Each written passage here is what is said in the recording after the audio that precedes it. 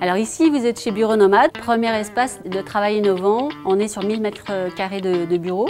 Donc c'est des bureaux ouverts, des bureaux fermés, des salles de réunion et des espaces canapés qui sont comme ici des espaces vraiment très vastes. Chez Bureau Nomade, on a l'habitude de dire qu'on est un troisième genre. Il existe des coworking, mais c'est plutôt un format très convivial, très jeune, avec des entrepreneurs de toute activité. On a les centres d'affaires qui sont sur un format de bureau très classique, qui ne conviennent pas à toutes les activités.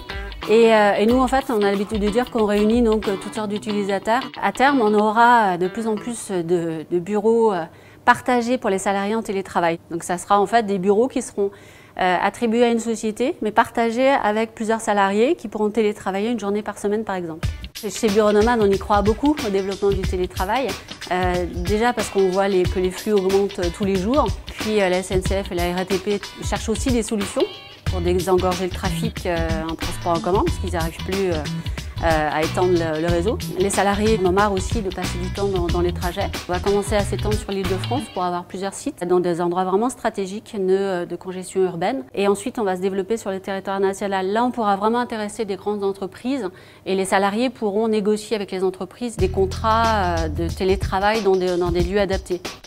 Pour les entreprises, c'est aussi un enjeu majeur parce que ça leur permet une réduction des coûts immobiliers à terme.